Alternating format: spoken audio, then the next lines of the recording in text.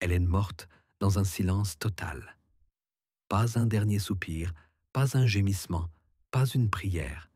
Seul un râle humide provenant de l'intérieur, semblable au bruit d'un sac en décomposition. Son corps, encore chaud, reposait sur des draps trempés de sueur et d'urine lorsque le médecin du roi, les mains tremblantes, souleva sa chemise et vit quelque chose qui défiait toute explication.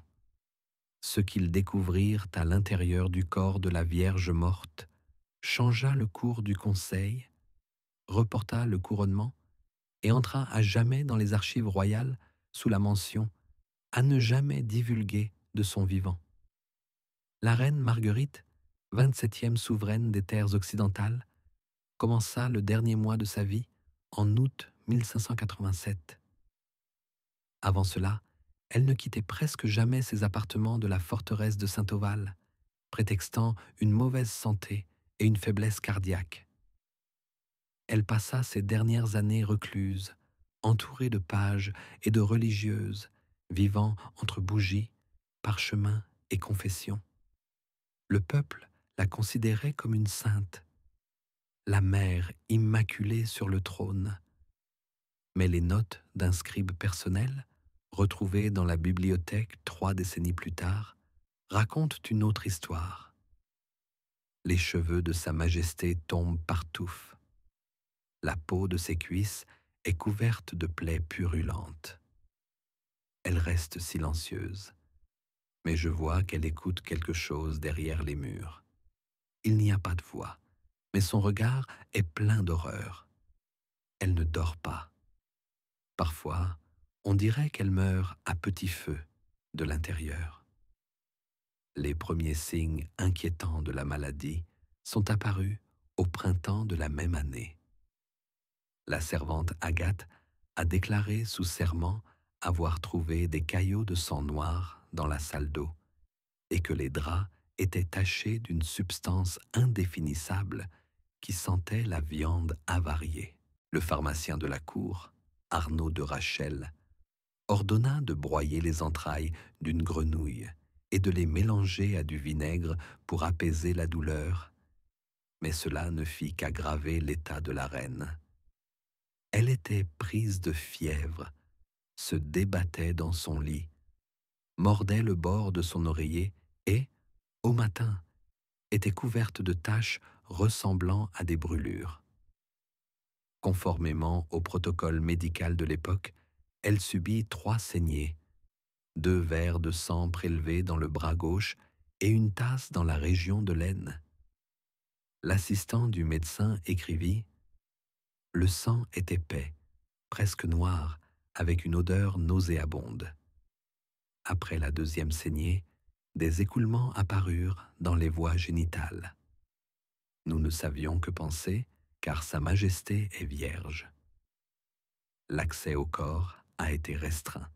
Seules 3 personnes étaient autorisées à entrer dans la chambre. Le médecin en chef, l'évêque dit Baltero et la confesseuse personnelle, sœur Clémentine. L'un des gardes, Philippe Renard, avoua plus tard lors d'un interrogatoire qu'il entendait la nuit quelqu'un gratter de l'intérieur contre le mur de la chambre. Les moines expliquaient cela par une épreuve de la chair. Le peuple derrière les murs du palais disait que la reine portait en elle une malédiction. Les rumeurs s'intensifièrent lorsqu'une délégation de réformateurs arriva du Languedoc avec une lettre annonçant les fiançailles possibles de la reine avec le prince Antoine. Cette union aurait pu mettre fin au conflit prolongé avec les protestants. Mais Marguerite refusa les négociations et fit dire « Je n'appartiens ni à un homme ni à un peuple. Je suis fiancée à Dieu. » Le conseil politique était furieux.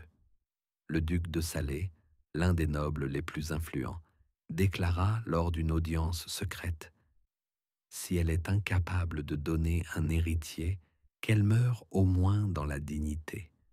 Une reine morte est plus utile qu'une sainte folle vivante. » Pendant ce temps, Le corps continuait à se décomposer. La reine commença à souffrir d'essoufflement. Ses lèvres se couvrirent d'ulcères.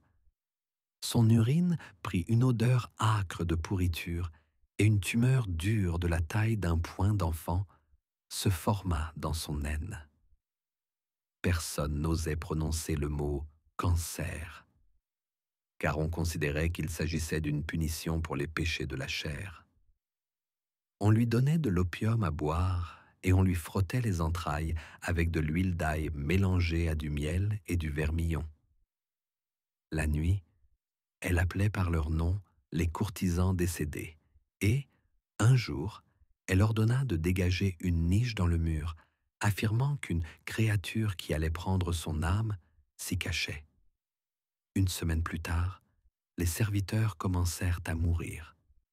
D'abord le cuisinier, puis 2 pages et l'une des religieuses. Tous présentaient les mêmes symptômes: forte fièvre, taches noires sur la peau, saignements abondants du nez et de la bouche. Le médecin déclara qu'il s'agissait d'un écoulement interne de bile. L'évêque insista pour que les murs de la chambre soient brûlés avec de l'encens et que les morts soient enterrés sans cérémonie. Marguerite ne pouvait plus être soulevée. Elle gisait comme une poupée décomposée, dégageant une odeur de moisie et de pourriture que même l'encens ne parvenait pas à masquer. Lorsqu'un courtisan murmura que ses dernières confessions étaient incohérentes et pleines d'images païennes, les conseillers furent pris de panique. L'un d'eux, le comte Leroux, proposa de faire sortir secrètement le corps après sa mort et de le remplacer par une poupée embaumée afin d'éviter un scandale. Le 18e jour de septembre, le corps commença à gonfler. Le ventre se gonfla, la peau noircit et les yeux devinrent troubles. En désespoir de cause, le médecin proposa une autopsie de son vivant. La religieuse Clémentine s'y opposa, mais la reine murmura « Qu'il voie ce que je cache ». Vers le soir, on l'attacha avec des bandages de soie, et on lui fit boire du vinaigre mélangé à de la teinture de vermifuge. L'autopsie commença. Ils ouvrirent son corps dans la soirée, à la lueur d'une lampe à suif, après avoir recouvert les fenêtres de tissu, afin qu'aucun étranger ne puisse voir ce qui se passait. L'autopsie fut pratiquée en silence. Le médecin de la cour, Charles d'Essence, son assistant, et un prêtre qui récitait des prières à voix basse. Lorsqu'ils ouvrirent le bas-ventre, l'air de la pièce sembla se densifier. L'assistant détourna le visage et sortit pour vomir derrière la porte. Une odeur s'échappa du corps, que le rapport du capitaine de la garde décrivit comme une odeur d'eau putride, de cuivre pourri et de laine moisie. Le médecin écarta délicatement les viscères et découvrit un objet. Ce n'était pas un fœtus, il n'était pas vivant, mais il n'était pas mort non plus, au sens où on l'attendait. À l'intérieur de l'utérus de Marguerite se trouvait une formation dense, soudée au tissu, composée d'une enveloppe squameuse recouverte de petits poils. À l'intérieur, un os ressemblant à un moignon de cuisse de bébé. Aucune des personnes présentes n'a prononcé un mot. Dans les notes de Charles d'Essence, retrouvées des années plus tard, cet objet est qualifié de monstre naturel, non né mais présent. L'autopsie fut immédiatement interrompue. Le corps du roi fut recouvert, le drap imprégné de vin et la pièce scellée. 2 heures plus tard, un décret du conseil arriva. La mort ne devait pas être déclarée avant l'aube. Il fallait préparer le corps pour la cérémonie. 2 embaumeurs du monastère Saint-Othon furent invités. Ils arrivèrent dans la nuit et furent choqués par l'état de la dépouille. Le ventre était gonflé, une substance nauséabonde continuait de s'écouler du vagin, la peau se fissurait au toucher. L'un des embaumeurs, selon les témoignages, refusa de toucher le corps et demanda à être libéré. On le retrouva le lendemain matin pendu dans l'écurie. Pendant 2 jours, on tenta de conserver le corps. On le frotta avec du white spirit, on l'aspergea d'eau de rose, on retira les intestins et on remplaça les entrailles par des sacs remplis d'épices. Mais le cadavre continua à se décomposer. Il fallut recouvrir le visage de cire. Les yeux furent remplacés par des yeux de verre et les lèvres cousues. Les appartements furent fermés. Même les serviteurs n'y entraient plus. Des rumeurs circulaient dans les couloirs selon lesquelles la reine était ressuscitée et que l'on entendait ses gémissements dans la chambre la nuit. Pendant ce temps, une lutte pour le trône s'engageait au sein du conseil. Il n'y avait pas d'héritier légitime. La noblesse protestante insistait pour que le prince Antoine soit couronné, même s'il était étranger. La faction catholique soutenait le duc Louis, cousin germain de la reine, un homme féroce et cruel, connu pour ses exécutions massives en Flandre. L'évêque dit Baltero, qui avait cru jusqu'au bout à la sainteté de Marguerite, disparut soudainement, ne laissant derrière lui qu'un morceau de parchemin sur lequel était écrit « Elle n'est pas morte, on l'a emmenée ». Le 3e jour, alors que le cercueil était préparé pour être transporté dans la crypte, l'un des ambassadeurs étrangers, Jean-Louis de Croix, représentant de la couronne des terres orientales, fut admis dans les appartements.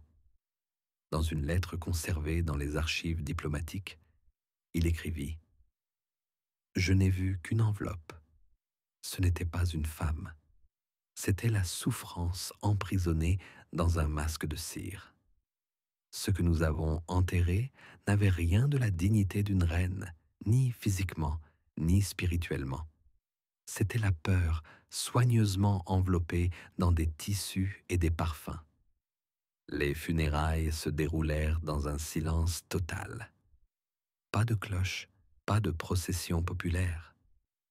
Le corps fut transporté par une porte latérale. Des soldats gantés portaient le cercueil sans le toucher. 3 d'entre eux tombèrent malades et moururent par la suite, tous avec les mêmes symptômes. Diarrhée sanglante, taches noires, plaies purulentes sur le cou. Après la mort de Marguerite, la peste a commencé. Les premiers cas ont été signalés parmi les gardes du palais, puis parmi la noblesse vivant dans le château. Une semaine plus tard, plus de 300 personnes étaient mortes. Le conseil fut dissous. Le pouvoir passa au duc Louis, qui interdit immédiatement toute mention de l'autopsie et ordonna de brûler les notes personnelles du médecin. Il ordonna de murer les appartements de la reine et de les sceller à jamais. Cependant, les notes survécurent. L'un des scribes qui travaillait aux archives royales réussit à recopier en secret les rapports de décence, les témoignages des servantes et des extraits du journal intime de la défunte. Dans l'un des fragments, Marguerite écrit « Je sens quelque chose bouger à l'intérieur. Ça bouge quand je prie. Je ne me suis pas donné à un homme, mais quelque chose grandit en moi. Peut-être est-ce une récompense ou une punition pour ne pas être morte enfant. » Une semaine s'écoula après les funérailles de la reine. Le palais Saint-Aval était désert. Il ne restait plus que les gardes, les scribes et 2 moines noirs chargés de veiller sur les appartements scellés.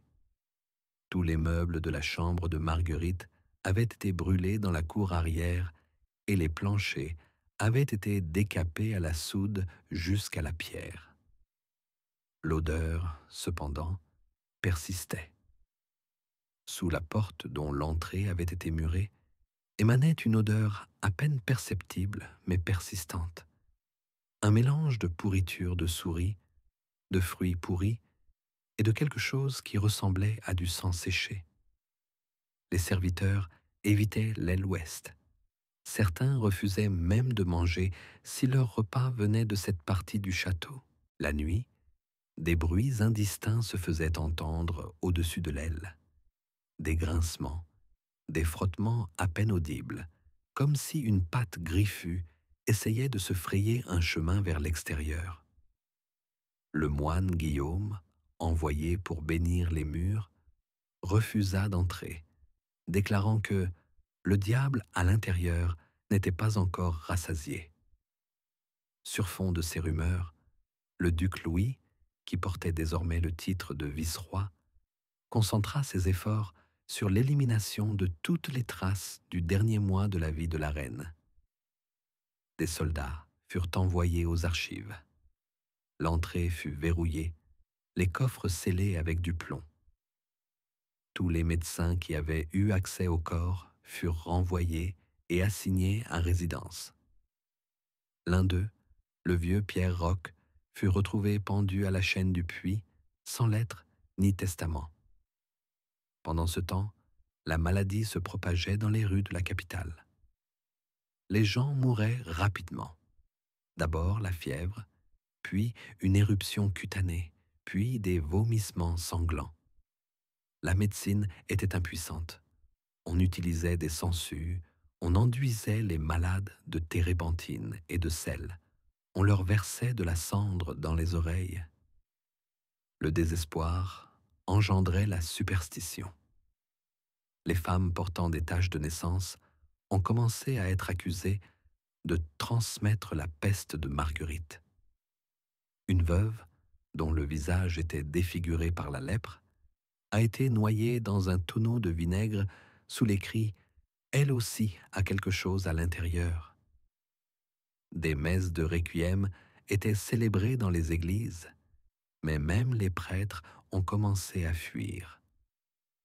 L'évêque dit Baltero, mystérieusement disparu la veille des funérailles, a été retrouvé 8 jours plus tard. Son corps a été retrouvé dans le sous-sol du couvent Sainte-Jeannette. Il était mort, mais pas de la main d'un assassin. Son visage était défiguré par des griffures et ses mains étaient crispées, comme s'il avait essayé de s'arracher les yeux.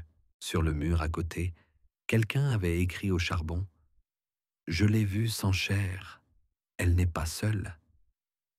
Les parchemins trouvés à proximité étaient recouverts de cire, mais une phrase était clairement lisible. Elle n'a jamais été vierge. Ce qu'elle porte en elle ne vient ni d'un homme, ni de Dieu. Sur ordre du duc Louis, ce message fut déclaré hérétique et tous ceux qui l'avaient lu furent arrêtés. Les rumeurs ne cessaient toutefois pas. Le peuple commença à dire que la reine avait donné naissance à un monstre qui n'était pas mort avec elle. Les mères cachaient leurs bébés, craignant qu'ils ne soient porteurs de la maladie du trône. Au même moment, une lutte pour le pouvoir éclata au sein du palais. Le nouveau souverain, Louis, commença à tenir des réunions nocturnes. Tous ceux qui soutenaient les négociations avec les protestants furent exclus du conseil. Leurs appartements étaient gardés par des gardes et, le matin, on ne trouvait que des traces de lutte et des taches de sang. L'un des nobles exilés, le baron du Breuil, tenta de faire sortir de la capitale des copies des lettres de Marguerite, mais il fut arrêté sur le pont. Il fut poignardé et son corps jeté dans le fleuve. 3 jours plus tard, l'eau devint sombre et les poissons commencèrent à flotter le ventre en l'air. Un nouveau mythe se répandit parmi le peuple. La nuit, la lumière brillait dans les appartements murés de la reine. Les gardes, qui se relayaient toutes les 12 heures, refusaient de se poster près de l'entrée. Quelques heures plus tard, l'une des gardes disparut. Il ne restait plus que des boucliers et 3 lances brisées. Les murs étaient couverts de traces de sang, mais aucun corps ne fut retrouvé. Le duc ordonna de boucher l'ouverture avec du plomb. Il ordonna également de rédiger un document spécial stipulant que quiconque parlerait des appartements de Marguerite ou de l'autopsie mentionnée serait éliminé en silence. La version officielle de la mort était la suivante: inflammation pulmonaire causée par un refroidissement. L'histoire de l'autopsie fut qualifiée de sale mensonge des ennemis du trône. Le cercueil de la reine fut transféré dans un monastère du Sud, où il fut prétendument enterré.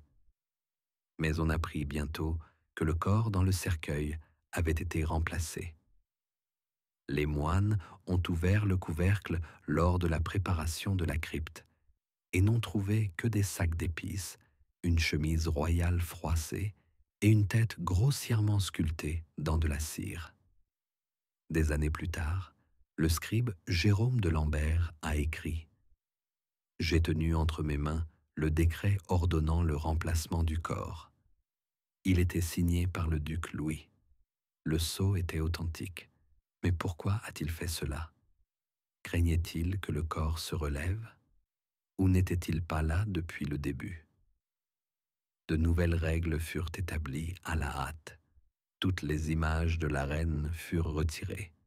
Ses portraits furent brûlés, ses armoiries remplacées. Le peuple tenta d'oublier. Mais la maladie continua de sévir. Une personne sur 7 mourait. Des prêtres arrivaient des pays voisins, ordonnant de creuser des fosses, de brûler les morts sans funérailles, de fermer les églises. Mais la peste ne disparaissait pas. Un diplomate venu d'Orient nota dans ses notes personnelles: « Cette terre n'est pas porteuse d'une maladie, mais d'une malédiction. Elle est sortie de l'intérieur de celle qui n'avait jamais connu d'homme, mais qui a donné naissance à l'obscurité. » 4e mois après la mort de la reine. Plus personne ne vivait à Saint-Avel. Le duc Louis quitta le château, transféra la cour à Blancheval et ordonna de raser l'ancienne forteresse. Les maçons envoyés pour nettoyer les appartements de Marguerite refusèrent d'entrer. Le premier qui franchit le seuil muré mourut le lendemain. Ses yeux se gonflèrent, de la mousse sortit de sa bouche, et il mourut dans d'horribles convulsions. Les autres s'enfuirent. Les murs s'effondrèrent d'eux-mêmes, comme si quelque chose les rongeait de l'intérieur. Sous les ruines, on trouva des lambeaux de tissu vermoulu, des fragments d'yeux de verre, une mâchoire humaine écrasée et une mèche de cheveux de femme desséchée. À cette époque, plus de 60 000 personnes étaient mortes de la peste. Les champs étaient vides. Les églises étaient fermées. Dans les villages, on commença à brûler les sorcières. Dans l'un des villages, selon le témoignage de l'évêque Renier, la foule brûla sur le bûcher une jeune fille sourde et muette, l'accusant de propager la maladie depuis le ventre d'une vierge. Le duc Louis a publié un décret. Dans chaque ville, 2 fois par semaine, il fallait procéder à une purification par le feu, en brûlant toute femme accusée de savoir secret. En 3 mois, 147 personnes furent brûlées. Parmi elles, 3 sages-femmes, 2 vieilles femmes et une religieuse enceinte. Pendant ce temps, dans le palais où le duc s'était installé, des phénomènes étranges se produisaient. Les gardes se plaignaient d'une odeur de pourriture provenant de ses appartements privés. Le cuisinier de la cour, Gaspard, témoigna: « Les serviteurs ont commencé à perdre leurs dents. 2 d'entre eux ont les ongles noircis. Il ne mange pas la nourriture que nous lui préparons. Il ne boit que du vinaigre avec du miel et insiste pour qu'on laisse une poule vivante dans sa chambre pendant la nuit. » Louis lui-même maigrissait à vue d'œil. Son visage était devenu jaune avec des cernes sous les yeux. Des rumeurs se répandirent dans le palais, selon lesquelles le duc faisait des cauchemars sanglants. Il se réveillait en s'arrachant la peau de la poitrine avec les ongles et en criant le nom de la reine.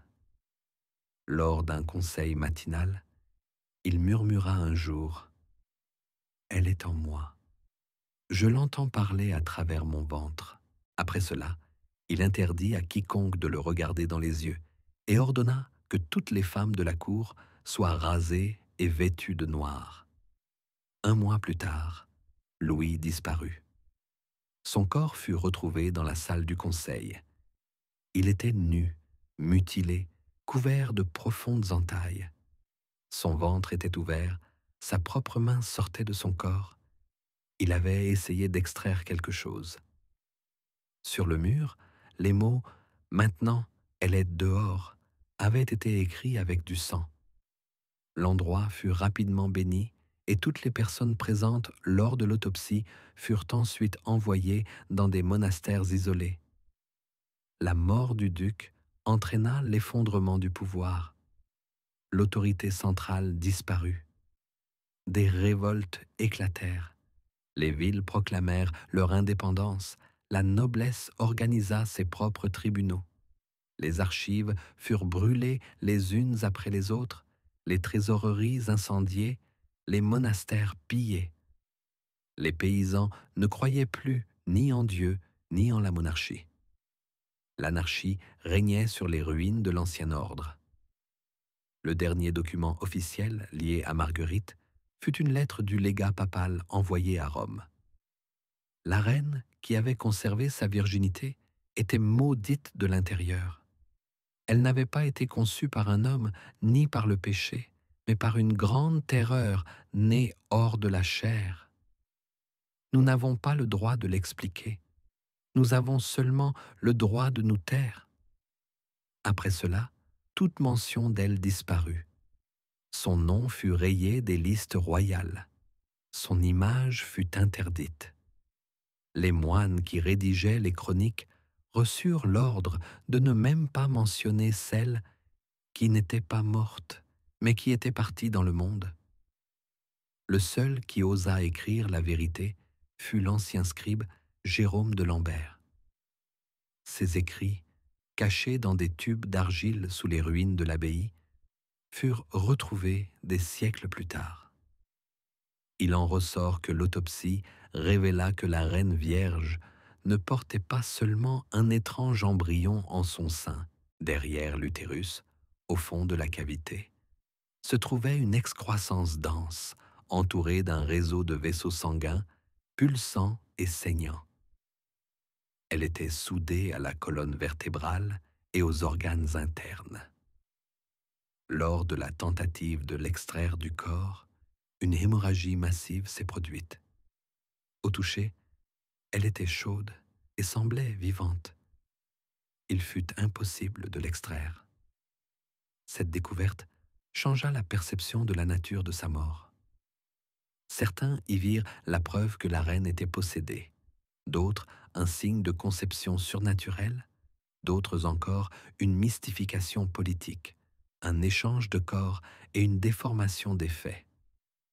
Mais tout cela n'avait plus d'importance. Ni le pays, ni la foi, ni la couronne n'existaient plus sous leur forme antérieure. La mort de Marguerite avait laissé un vide. Elle n'avait pas donné naissance à un héritier. Elle avait donné naissance à quelque chose d'autre. Quelque chose qui ne pouvait être nommé. Quelque chose qui vivait dans la mémoire populaire, non pas comme une légende, mais comme une source de peur, sans explication, sans apparence, sans but. Et quand, 100 ans plus tard, on construisit à cet endroit une chapelle où l'on ne célébrait pas la messe, les murs furent érigés sans fenêtres. Les gens n'y entraient qu'en silence, et ils en ressortaient toujours plus pâles qu'à leur arrivée. Ainsi prit fin l'ère de la Vierge sur le trône, et commença une ère où même les morts n'étaient pas à l'abri des soupçons.